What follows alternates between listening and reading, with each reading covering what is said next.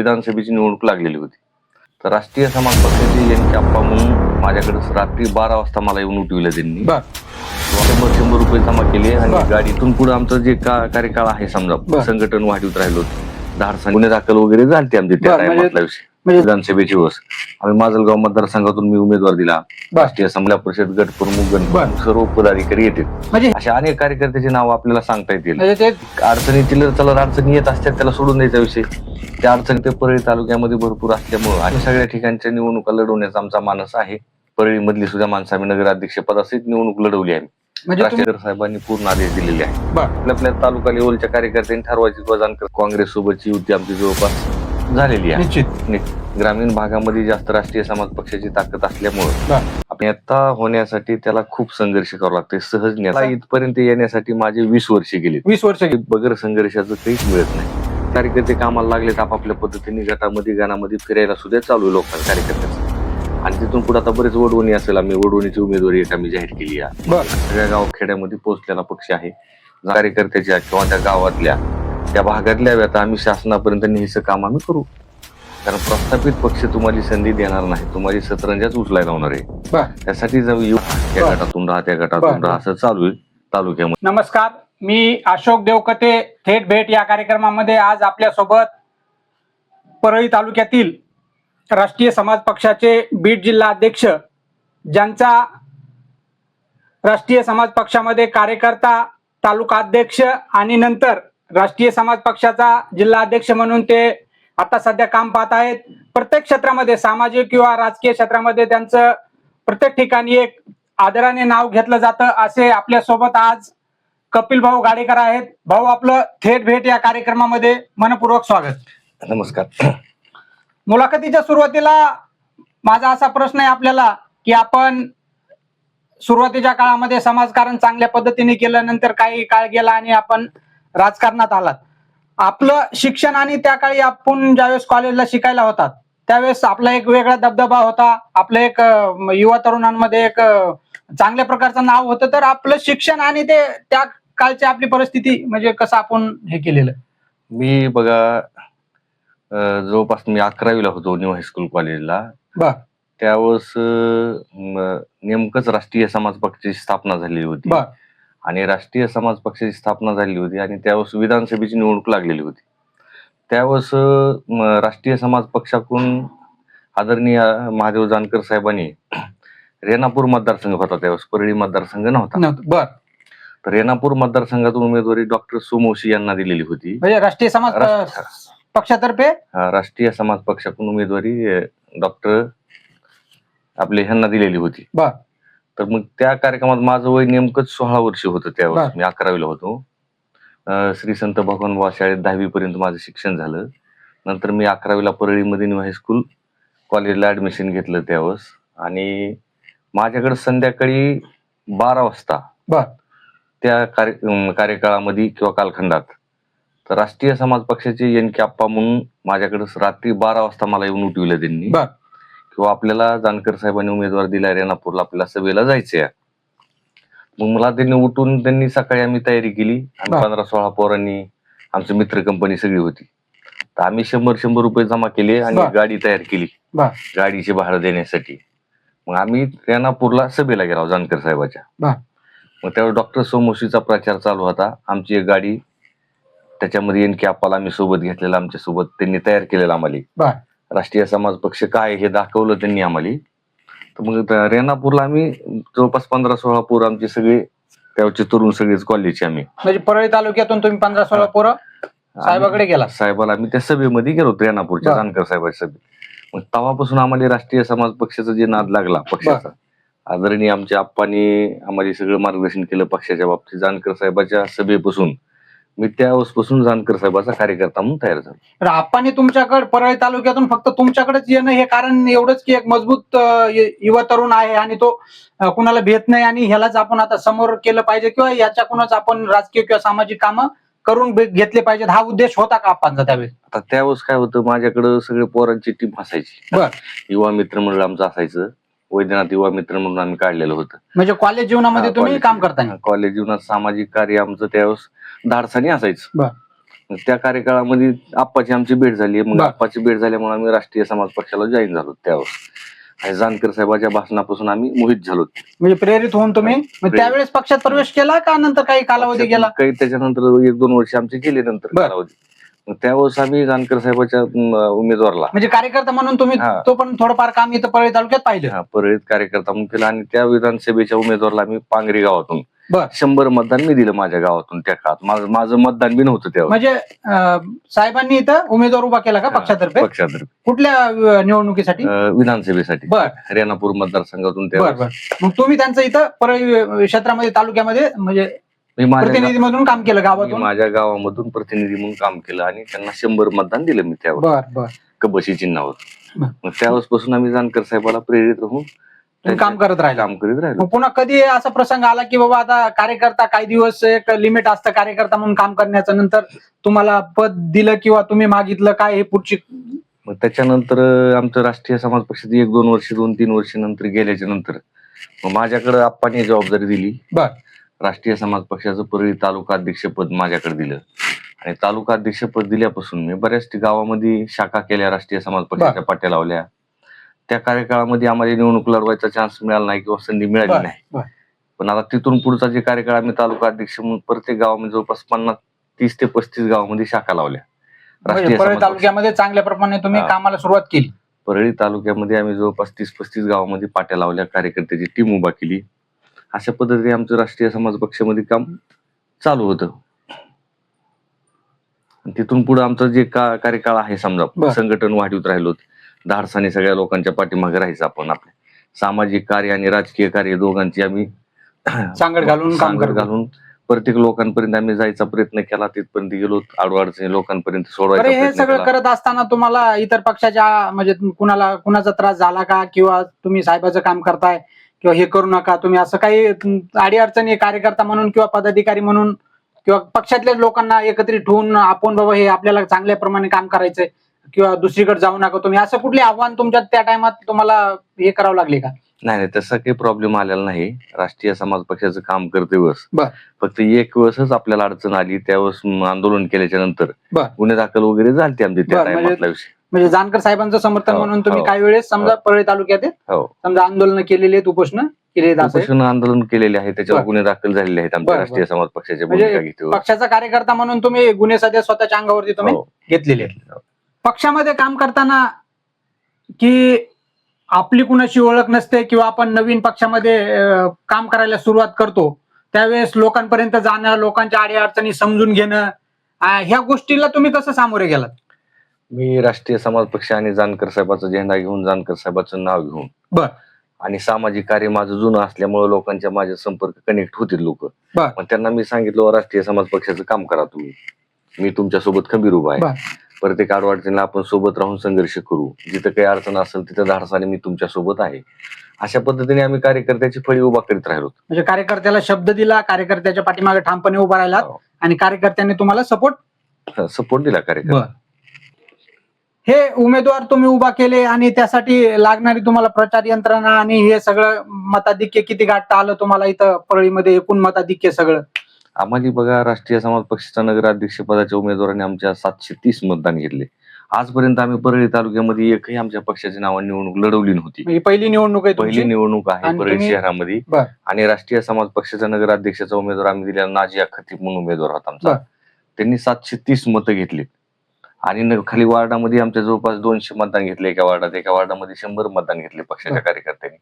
असं आमची पहिल्या सुरूची निवडणूक असते. परळी शहरामध्ये तुमचं जवळपास 1300-1400च्या जवळपास तुमचं एकंदरीत मतदान तुमचं हक्काचं मतदान आहे, ज्याला एवढी परळीची अतिटतीची निवडणूक होऊन यामध्ये तुम्हाला जवळपास 1300-1400 मतदान पडलेलं असं तुमचं म्हणणं? हो आहे. लिगली मतदान आम्ही पक्षाच्या कोर्टात आमचं तेवढं मतदान नावावर पडलेलं आहे. बरं, आता एकंदरीत एक मीडियाच्या माध्यमातून काही ऐकायला भेटतं की जे ईव्हीएम वरती आता काही आक्षेप घेतात लोक, त्याच्यावर तुमच्या पक्षाचं काही आहे का, की काही तुम्हाला वाटतंय का त्याच्यामध्ये? काय होते आता मुळामध्ये जे 2 तगडे होते उमेदवार, त्यांनी एकूण मागाने आक्षेप घेतला आणि इथून मागे झालेच उमेदवाराचं ना. ईव्हीएम मध्ये जे मशीन मध्ये घोळ झालाय का, ते 100% सरकारने केलेलं आहे, त्याच्यात काही शंका घ्यायचं कारण नाही. बर. कारण का आता आपण विधानसभेला उमेदवार आपले दिले त्या ठिकाणी आपल्या उमेदवाराचं सुद्धा मतदान आपल्या उमेदवाराला पडलं नाही. बर. हे आपण चाचपणी केले राष्ट्रीय समाज पक्षाच्या उमेदवाराचं. म्हणजे काहीच तुम्हाला संशय त्याच्यामध्ये पण 100% संशय जानकर साहेब पण तुमच्या अध्यक्ष पण या गोष्टीवरती थोडस फोकस लावून आहेत हो. की ईव्हीएम मध्ये काहीतरी कमी जास्त असू शकतं. आणि आता तुम्हाला जानकर साहेब म्हणजे तुम्हाला म्हणजे पूर्ण जिल्ह्यातल्या लोकांना म्हणजे कसं मार्गदर्शन करतात की बाबा आता तुम्ही कसं टिकून राहिलं पाहिजे, निवडणुका लढवा किंवा कुठं निवडणुका लढवायच्या नाहीत, असं काय काय मार्गदर्शन असतं साहेबांचं कार्यकर्त्यासाठी किंवा पदाधिकाऱ्यांसाठी? मुळामध्ये काय होते, जानकर साहेबांनी पूर्ण आदेश दिलेले आहेत. बर. जिल्हा अध्यक्ष असेल, तालुका अध्यक्ष असेल, त्यांनी स्थानिक स्वराज्य संस्थेमध्ये म्हणजे तुम्हाला फुल पॉवर दिलेली जिल्हा अध्यक्षाला. आणि स्थानिक स्वराज्य संस्थेमध्ये आपले उमेदवार आपण द्यायचे 100% बर. आणि निवडून आणायचे. मग त्याला प्लॅनिंग तुम्ही तिथे स्थानिक लेवलला काय करता येईल, साहेबाला काय अडचण आपली सांगता येईल, साहेबाच्या कुठं सभा घ्यायच्यात आहे, आपल्या तालुका लेवलच्या कार्यकर्त्यांनी ठरवायची किंवा जानकर साहेबाची इथं सभा घ्यायची आपल्याला, त्या ठिकाणी आपल्याला बोलवायचं. साहेब त्या पद्धतीने आपल्याला तारीख देतात, त्या पद्धतीने त्यांचा कार्यक्रम पुढील कार्यक्रम त्या पद्धतीने चालू राहते. तर आता येणाऱ्या काळात सध्या आता स्थानिक स्वराज्य संस्थेच्या निवडणूक आहेत, नगरपालिकेच्या झाल्यात, आता सध्या महानगरपालिकेच्या चालू आहेत. राष्ट्रीय समाज पक्षाच्या माध्यमातून महाराष्ट्रभर निवडणुका चालू आहेत जानकर साहेबाच्या आदेशाने. आता राहिला प्रश्न आपल्या बीड जिल्ह्यामध्ये जी निवडणूक आहेत आता सध्या महानगरपालिका आपल्या बीड जिल्ह्यात नसल्यामुळं आता डायरेक्ट आमचं फोकस जे आहे ते जिल्हा परिषद पंचायत समितीवर आहे. या निवडणुका तुम्ही मोठ्या ताकदीने आणि स्वतंत्र वैयक्तिक ह्याच्यावरती लढवणार का? आता यावेळेस काय झाले, जानकर साहेबांची कालच झालंय समजा, काँग्रेस सोबतची युती आमची जवळपास झालेली आहे, निश्चित झालेली आहे. आम्ही काँग्रेस सोबत त्यांना जिथं त्यांची ताकद आहे तिथं आम्ही तिथं जागा सोडू आणि आमची जिथं आहे तिथं आमच्या सोबत घेऊ. काँग्रेसला सोबत घेऊन चालायचा आमचा मानस राष्ट्रीय समाज पक्षाचा आहे. जानकर साहेबांचे तसे आदेश आहेत, त्या पद्धतीने आम्ही स्थानिक स्वराज्य संस्थेला ग्रामीण भागामध्ये जास्त राष्ट्रीय समाज पक्षाची ताकद असल्यामुळं आपल्या भागामध्ये इकडच्या जास्त राष्ट्रीय समाज पक्षाचा जास्त ताकद आहे, त्या पद्धतीने निवडणुकीत उमेदवार सुद्धा जास्त आपले राष्ट्रीय समाज पक्षाचीच असतील. अशा पद्धतीने आमचं काम चालू आहे सध्या. तर काही युवा तरुण जर दुसऱ्या पक्षात काम करत आहेत, काही कारणाने त्यांना तिकीट भेटलं नाही किंवा कुठल्या अडचणी आल्या आणि ते जर तुमच्याकडे तिकिटासाठी मागणी केली तर तुम्ही त्यांना म्हणजे तिकीट देणार का की काय करणार? म्हणजे चांगला तगडा उमेदवार जर असेल तर. मुळामध्ये तुम्हाला सांगतो, राष्ट्रीय समाज पक्षाने पक्षाची स्थापनाच कशासाठी केली, आपल्या शोषित आणि उपेक्षित लोकांसाठी पक्षाची स्थापना आहे. ज्या कार्यकर्त्यांना उपेक्षित आहे त्यांना प्रस्थापित पक्ष तिकीट देत नाही अशा कार्यकर्त्यासाठी राष्ट्रीय समाज पक्षाची स्थापना झालेली आहे. आणि त्या कार्यकर्त्याला आम्ही पहिलं प्राधान्य देणार मी जिल्हा अध्यक्ष ह्या नात्याने, कारण उपेक्षित लोकांसाठी आपला राष्ट्रीय समाज पक्ष आहे, त्या लोकांना आपण उमेदवारी देणं हे आपलं कर्तव्य आहे. तशा माणसाला आम्ही तिकीट 100% देऊ, त्याच्याबद्दल दुमत नाही. जिल्हाध्यक्ष पद स्वीकारताना मनामध्ये काय भावना होती किंवा काय इच्छा आहे, मी पक्षासाठी किंवा समाजासाठी काहीतरी करेन असं एक स्वप्न असतं मनामध्ये किंवा काम करता करता काहीतरी डोक्यामध्ये आयडिया येऊन जाते, असं काय तुम्हाला? नाही, आता जानकर साहेबांनी आपल्यावर जबाबदारी दिलेली आहे बीड जिल्हा अध्यक्ष म्हणून. आपलं कर्तव्य आहे राष्ट्रीय समाज पक्ष कसा तळागाळापर्यंत जाता येईल, त्याला कसं मोठं करता येईल, त्या पक्षाचे उमेदवार कसे जास्तीत जास्त निवडून आणता येतील, ह्याच्यासाठी आमची जे काही मेहनत करायची गरज पडेल त्यात मेहनत आम्ही करीत आहोत आणि करीत आलो तिथून. एकंदरीत प्रवासामध्ये एखादा नेता घडायला काय संघर्ष लागतो हे तुम्ही सगळं अनुभवलेले, एक थोडक्यात त्याच्याबद्दल नाही काय होतं. प्रामाणिक नेता घडण्यासाठी, नेता होण्यासाठी त्याला खूप संघर्ष करावा लागते, सहज नेता होत नाही. त्याला खूप खडी खावं लागते, खूप अडचणीचा सामना करावा लागते, त्याच्यानंतर नेता टिकल्याच्या नंतर नेता होते. बरं, असं लगेच 1 वर्षात 2 वर्षात नेता होऊ शकत नाही. मला इथपर्यंत येण्यासाठी माझे 20 वर्ष गेली. 20 वर्ष गेले. राष्ट्रीय समाज पक्षाचं काम करतो मी 20 वर्ष, पक्षाची स्थापना झाली तसं राष्ट्रीय समाज पक्षामध्ये आहे. आज मला जिल्हाध्यक्ष म्हणून जबाबदारी मिळाली 20 वर्षानंतर. म्हणजे अनेक संघर्ष केल्याशिवाय हे सोपं नाही. राजकीय क्षेत्रामध्ये बगर संघर्षाचं काहीच मिळत नाही. ते सोन्याचा चमचा घेऊन जे आले त्यालाच मिळेल ते काय मिळायचे ते. उपेक्षित माणसाला संघर्ष करूनच त्याला काम केल्याच्या नंतरच नेतृत्व म्हणून पुढे येते. तुम्ही या तालुक्यामध्ये काम करताना तुम्हाला कधी अशी म्हणजे इच्छा झाली का की बाबा आता ठीक आहे आपण 4-5 वर्ष झालं पक्षासाठी काम करतोय, आपल्याला जिल्ह्याच्या ठिकाणी काम करायला भेटेल का नाही, अशी कधी अपेक्षा मनात आली का? नाही, तसं काही नव्हतं, अपेक्षाचा विषयच नव्हता. पण पक्षाने आपले काम बघून आपल्याला पुढील जबाबदारी पक्षाने राष्ट्रीय समाज पक्षाचा जिल्हा अध्यक्ष म्हणून आपल्यावर जबाबदारी त्यांनी दिली जिल्ह्याची पूर्ण पक्षाने. आणि जिल्हा अध्यक्ष जबाबदारी दिल्याच्या नंतर माझ्याकडं माजलगाव असेल, केज असेल, धारूर असेल, आंबेजोगाई असेल, परळी असेल, अशी सर्व तालुक्याची जबाबदारी माझ्यावर दिल्यामुळं मी प्रत्येक तालुक्यागणित जाऊन मिटिंग लावणे, तिथल्या कार्यकर्त्याची टीम तयार करणे, तिथले राजकीय आता गेलेले विधानसभेचे वर्ष आम्ही माजलगाव मतदारसंघातून मी उमेदवार दिला, राष्ट्रीय समाज पक्षाचा. माजलगाव मधून तुम्ही उमेदवार दिला आणि मग तिथले कोण उमेदवार होते आणि त्यांना म्हणजे कशा प्रकारे तुम्ही सहकार्य केलं? तिथं आम्ही उमेदवारी दिली मुक्तीराम आबूज म्हणून, राष्ट्रीय समाज पक्षाचा तालुका अध्यक्ष होता. विधानसभेला त्यांना तुम्ही हे केलं आणि पूर्ण ताकदीने आम्ही तिथली निवडणूक लढवली विधानसभेची. कार्यकर्ते गरीब असताना बी तुम्ही चांगल्या पद्धतीने आम्ही लोकशाही पद्धतीने तुम्ही सर्व ठिकाणी आम्ही लोकांपर्यंत पोहोचलो. राष्ट्रीय समाज पक्ष घेऊन गेलो तिथपर्यंत आणि लोकांनी पण चांगला रिस्पॉन्स दिला आम्हाला. मग आता तुम्ही प्रत्येक जिल्हा अध्यक्ष म्हणून म्हणजे तुमचा एक काळ होता, तुम्ही कार्यकर्ता म्हणून जानकर साहेबांचं काम सुरू केलं, आज जिल्हा अध्यक्ष आहेत. तुम्ही या मधल्या काळामध्ये खूप सारा संघर्ष केलेला आहे. तर मग आता तुम्ही आता प्रत्येक जिल्ह्याच्या ठिकाणी जाता, मग कार्यकर्ते जोडणं किंवा कार्यकर्त्यांना म्हणजे कुठली ताकद देता की बाबा आपण आता तुम्ही निवडणुकीसाठी कशा पद्धतीने तयारी करा किंवा एखादे शिबिर वगैरे असं राबवता का, म्हणजे काय त्या ठिकाणी जाऊन तालुक्याच्या ठिकाणी जाऊन? नाही, काय होतं बघा, राष्ट्रीय समाज पक्षाची आपण जर मिटिंग लावली तालुक्यात, तर तालुक्यात प्रमुख कार्यकर्ते येतात, तिथले स्थानिकचे कार्यकर्ते, जिल्हा परिषद गट प्रमुख, गणप्रमुख, सर्व पदाधिकारी येतात. म्हणजे ह्याची देखील तुम्ही तयारी करता की म्हणजे तिथे गेल्यानंतर फक्त विधानसभाच नाही तर जिल्हा परिषद पंचायत समिती याची सध्या तुम्ही निरीक्षण करून उमेदवाराची तपासणी तिथं करताच? तर काय होतं, मुळामध्ये आपण ज्यावेळेस मिटिंगला जातो त्यावेळेस आपण प्रत्येक कार्यकर्त्याचं नावांशी आपण माहिती घेणं, प्रत्येक काय काम करतोय, कोणत्या गावामध्ये कार्यकर्ता आहे, कोणत्या गटामध्ये आहे, कोणत्या गणात आहे, त्याची अपेक्षा काय, सर्व त्याच्या गोष्टी आपण जाणून घ्यायचं आपलं काम आहे. आणि जाणून घेतल्याच्या नंतर आपण त्याच्यावर कोणती जबाबदारी द्यायची, त्या पद्धतीने ती जबाबदारी कोणती घेऊ शकते, ती निवडणूक लढवू शकते का नाही लढवू शकत, त्याची परिस्थिती काय आहे, आपण या सगळ्या गोष्टीचा जायजा घेणे, सगळ्या गोष्टीचं बघणे आपण स्वतः, आणि तिथून पुढे त्याच्यावर आपण जबाबदारी दिल्याच्या नंतर पक्षाचं काम तळागाळापर्यंत त्यांनी घेऊन जाणं, ते 100% घेऊन जातं. अशा पद्धतीने आम्ही कार्यकर्त्याची चाचपणी करतो. हे मधल्या काळामध्ये आता तुम्हाला आतापर्यंत म्हणजे असं कधी वाटलं का की म्हणजे पक्षातल्या लोकांनी किंवा इतर लोकांनी अशी कुरघोडी केली का किंवा खच्चीकरण केलंय का, असं तुम्हाला वाटलं का की आपण आता नको राजकारण करायला नको किंवा आपल्याच पक्षातले लोक आपल्याला दाबण्याचा प्रयत्न करताय, असं कुठं जाणीव तुम्हाला झाली का याची? नाही, काय होतं, आता राजकारणामध्ये आपण राजकीय क्षेत्रात काम करतो, अडचणी तर ढीग आहेत. अडचणीचा सामना करणाराच तो नेता असतो. आणि अडचणीची अडचणी येत असतात, त्याला सोडून द्यायचा विषय, त्या अडचणीला धरून बसायचं नाही, त्याच्यावर मात करून पुढे जायचं, हे आपला स्वभाव आहे मुळातच. आणि काय होते, कॉलेजच्या जीवनापासून पक्षापर्यंत आपण काम करतो, आपण धाडसानी आणि न घाबरणारं नेतृत्व म्हणून आपण काम केलेले, आणि लोकांच्या मागे आपण खंबीर उभा राहिलो आपल्या कार्यकर्त्यांच्या. त्या दृष्टीने आपण काम केल्यामुळे आपल्याला अडचणीचं एवढं काही नाही, चिल्लर चलर अडचणी येत असतात, पण त्याला न जुमानता तुम्ही पुढे जायचं असते, आपण पुढे जात असता. आणि कार्यकर्त्याला बी आपण ताकद द्यायची, कार्यकर्त्याच्या मागे खंबीर राहणे, त्याची अडचण असेल, काही प्रॉब्लेम असेल तर आपण सगळ्या गोष्टी केल्याच्या नंतर कार्यकर्ता सुद्धा आपण ते ठामपणे आपल्या सोबत राहिलेला आहे. आणि आता जो कार्यकर्ते जवळपास परळी तालुक्यातलेच धरा आपण घरी, एनकॅप आहेत, गडदे सर आहेत, असे गणपत हाके आहेत, अशा अनेक कार्यकर्त्याची नाव आपल्याला सांगता येतील. म्हणजे ते तुमच्या खांद्याला खांदा लावून किंवा तुमच्या पुढे काम करायला तयार आहे, आपल्या सोबत खांद्याला खांदा लावून त्यांनी काम आजपर्यंत केले, आणि इथून पुढे सुद्धा माझ्या सोबतच आहेत.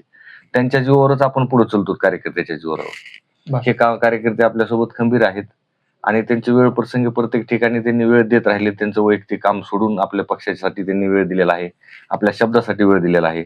असे कार्यकर्ते परळी तालुक्यामध्ये भरपूर असल्यामुळे, आणि आपल्या जिल्हाभरात बी आता कार्यकर्ते आमचे सगळे जमले, जिल्हा अध्यक्ष पद मजबूत झालेली, जे आमच्या परिसरामध्ये जिल्ह्यामध्ये सगळ्यात बऱ्यापैकी आम्ही सगळ्या ठिकाणच्या निवडणुका लढवण्याचा आमचा मानस आहे. पक्षाचे आदेश बी तशा पद्धतीने आहेत.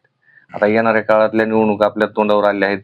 नगरपालिकेच्या निवडणुका झाल्या तर जरा जवळपास माजलगाव मध्ये सुद्धा माणसं उभा केली, ते परळी मधली सुद्धा माणसं आम्ही नगराध्यक्ष पदाची निवडणूक लढवली आहे. म्हणजे तुम्ही परळी तालुक्यात आता नगरपालिकेची जी निवडणूक झाली त्याच्यामध्ये राष्ट्रीय समाज पक्षाच्या वतीने तुम्ही उमेदवार उभा केले, नगराध्यक्ष पदाचा आणि नगरसेवक पदाचा. आगामी जिल्हा परिषद आणि पंचायत समितीच्या निवडणुकीत तुम्ही कार्यकर्त्यांना काय आवाहन कराल? आता बघा, तुम्हाला सांगतो, राष्ट्रीय समाज पक्षाचे जे कार्यकर्ते आहेत, पदाधिकारी आहेत, गणात गटात पूर्ण गट प्रमुख, गण प्रमुख सगळ्यांच्या निवडी झालेल्या आहेत आमच्या भागामध्ये, बीड जिल्ह्यामध्ये. तर आम्ही ठरवलंय, स्थानिकला जे बी कार्यकर्ता आपला राष्ट्रीय समाज पक्षाला मानणार आहे, जानकर साहेबाला मानणार आहे, राष्ट्रीय समाज पक्षात त्यांनी वेळ दिलेला आहे, त्याला पहिलं प्राधान्य राष्ट्रीय समाज पक्ष देणार आहे. म्हणजे तयारीला लागण्याचा तुम्ही त्यांना मेसेज देताय की तुम्ही तयारीला लागा? नाही, त्यांना आम्ही कामाला लावलेला आहे. आमच्या तालुका गणेश मिटिंग झाल्यात प्रमुख कार्यकर्त्याच्या, आणि त्याच्यानंतर कार्यकर्ते कामाला लागलेत आपापल्या पद्धतीने गटामध्ये गाणामध्ये फिरायला सुद्धा चालू आहे लोकांना कार्यकर्त्याचं. आणि तिथून पुढे आता बरेच वडवणी असेल, आम्ही वडवणीची उमेदवारी एक आम्ही जाहीर केली आहे नावाची, त्याची ते मतदारसंघात फिरायला चालू आहे. असं म्हणजे आमच्या जिल्हाभर सगळ्या ठिकाणी म्हणजे चांगला माणूस असेल त्याला तुम्ही अगोदरच सांगून टाकलं की बाबा तू तुझ्या तयारीला लाग. आणि विशेष म्हणजे आम्ही परळी तालुक्यामध्ये सर्व जागा लढवणार आहेत निवडणूक, पंचायत समिती आणि जिल्हा परिषद गट आणि गणाच्या दोन्ही जागा तुम्ही दोन्ही बी आम्ही पूर्ण परळी तालुक्यामध्ये सर्व जागा लढवणार आहोत राष्ट्रीय समाज पक्ष. आणि नगरपालिकेच्या सुद्धा आम्ही जागा परळीमध्ये लढवल्यात. आणि प्रत्येक भागामध्ये राष्ट्रीय समाज पक्ष ग्रामीण भागात सगळ्या गावखेड्यामध्ये पोहोचलेला पक्ष आहे. जानकर साहेबाला मानणारा वर्ग भरपूर आहे आणि जानकर साहेबांचं काम करणाऱ्या कार्यकर्त्याला 100% आम्ही न्याय देणार आहेत. बरं, गाव पातळीवरती राष्ट्रीय समाज पक्ष मजबूत करायचा असेल तर तुम्ही काय सल्ला द्याल कार्यकर्त्यांना? काय होतं, लोकांमध्ये कार्यकर्त्यांनी जाणं, मतदारापर्यंत पोहोचणं, तिथल्या अडचणी जाणून घेणं, त्यांना ज्या अडचणी दूर करणं होत्या ते तिथं करणं, ज्या होत नाही त्यांनी जे माझ्यापर्यंत येणं. आम्ही जिल्हाभरातून सगळ्या ठिकाणी उपोषण असेल, आंदोलन असेल, ह्या पद्धतीने आम्ही शासनापर्यंत तिथल्या व्यथा कार्यकर्त्याच्या किंवा त्या गावातल्या त्या भागातल्या व्यथा आम्ही शासनापर्यंत न्यायचं काम आम्ही करू. तुम्ही एकंदरीत पक्षाची सर्व भूमिका सांगितली, पण जिल्हाध्यक्ष म्हणून तुमची परळी तालुक्यामध्ये कुठल्या गटामध्ये गणामध्ये काय वैयक्तिक तयारी आहे का आणि काय भूमिका आहे तुमची? आता विशेष म्हणजे काय झाले, राष्ट्रीय समाज पक्षाने जिल्ह्याची जबाबदारी माझ्यावर दिलेली आहे. जिल्हाभर सर्व ठिकाणची जागा उभा करणं, कार्यकर्त्याचे फॉर्म भरून घेणं, कार्यकर्त्याला निवडणुकीला तयार करणं आणि उपेक्षित कार्यकर्ते जे आहेत पक्षाच्या बाहेरचे, ज्यांना की बाकीचे पक्ष तिकीट देणार नाहीत आणि त्यांची लढायची इच्छा आहे, अशा कार्यकर्त्याला सुद्धा आम्ही तिकीट देण्यासाठी म्हणजे जर मजबूत एखादा उमेदवार असेल आणि त्याला जर कुठं न्याय भेटत नसेल तर तुम्ही त्याला 100% आम्ही त्याला तिकीट जिल्हाभरातून माझ्या म्हणजे तरुणांना तुम्ही अशा प्रकारचं आवाहन करता की बाबा तुम्हाला जर उपेक्षित लोकांना जर कुठं न्याय नाही भेटला तर तुम्ही अवश्य त्यांचा विचार करता. काय होतं बघा, राष्ट्रीय समाज पक्षाच्या माध्यमातून युवकांनी राष्ट्रीय समाज पक्षामध्ये यावं. कारण प्रस्थापित पक्ष तुम्हाला संधी देणार नाही, तुम्हाला सतरंजाच उचलायला होणार आहे. त्यासाठी युवक कार्यकर्ते जे आहेत, युवा लोकांनी, युवक कार्यकर्त्यांनी त्यांनी राष्ट्रीय समाज पक्ष जॉईन करावा आणि कोणत्याही गटागणामध्ये त्यांची जिथं तयारी असेल निवडणूक लढवण्याची त्या ठिकाणचा जायजा सांगून माझी भेट घ्यावा त्यांनी स्वतः. भेट घेतल्याच्या नंतर चर्चा करून आम्ही त्याच्यावर ठरवू पक्षाच्या सगळं तुम्हाला तिकीट द्यायचंय का न द्यायचंय. आमचा देण्याचा मानस 100% आहे. कार्यकर्त्यांनी फक्त सक्रिय राहावं, युवा कार्यकर्त्यांनी राष्ट्रीय समाज पक्षामध्ये यावा ही त्यांना मी आवाहन करतो. राहिला प्रश्न माझा निवडणूक लढवण्याचा, तुमचा काय विषय, राष्ट्रीय समाज पक्षाकडून पक्षाने जर मला आदेश दिले तुम्ही निवडणूक लढवा म्हणून, कार्यकर्त्याची बऱ्याच ठिकाणून मागणी आहे तुम्ही उभा राहा म्हणते, पण पक्ष ज्यावेळेस मला म्हणेल तुम्ही उभा राहा त्यावेळेस मी विचार करू शकतो त्या गोष्टीवर.